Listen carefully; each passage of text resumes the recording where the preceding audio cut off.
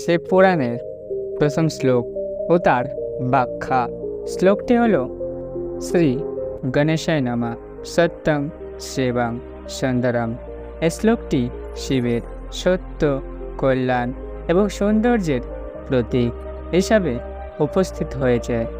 শিব পুরাণের প্রথম শ্লোকটি শিবের মহিমা এবং সৃষ্টির আদিতে তার গুরুত্বের ওপর আলোকপাত করে।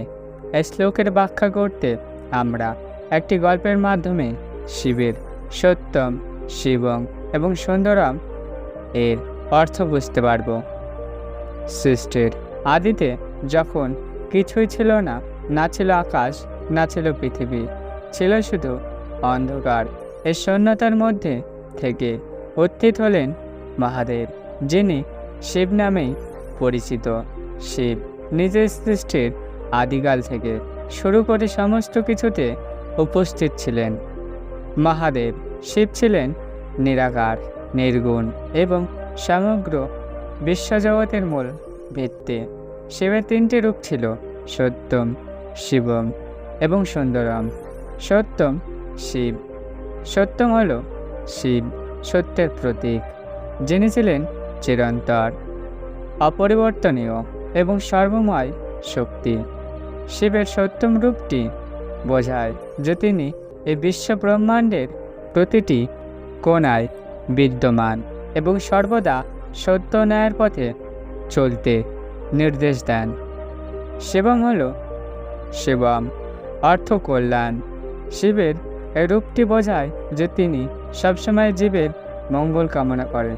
শিব পুরাণে বলা হয়েছে শিবের কৃপা জীবের সকল কষ্ট দূর হয় এবং শান্তি প্রতিষ্ঠিত হয়। সুন্দরম। শিবের সুন্দরম রূপটি সৌন্দর্যের প্রতীক। শিবের সৌন্দর্য কেবল বাহিক নয়, বরং আত্মাধিক সৌন্দর্য ও প্রতীক। শিব আমাদের শিখিয়েছেন যে প্রকৃত সৌন্দর্য বাহিক নয়, বরং অন্তরে পবিত্রতা ও শুদ্ধতার মধ্যে নিহত। একদিন ব্রহ্মা এবং বিষ্ণু তাদের শক্তি নিয়ে গর্ব করছিলেন এবং একে অপরের মধ্যে শ্রেষ্ঠতরের লড়াই করছিলেন।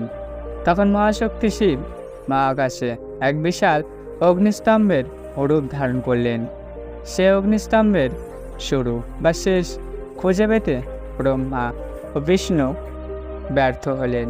তখন তারা বুঝতে পারলেন যে শিবই সত্যম, শিবম এবং সুন্দরমের প্রতীক।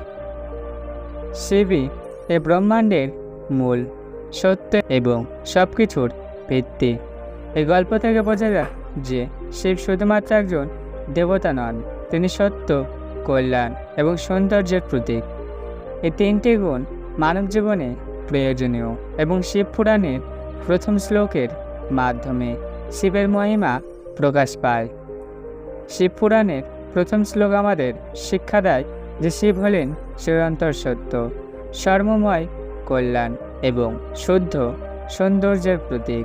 এই শ্লোকটি আমাদের জীবনে সঠিক পথ অনুসরণ করতে এবং শিবের আশীর্বাদে সত্য, কল্যাণ এবং সৌন্দর্যকে আকর্ষণ করতে সাহায্য করে।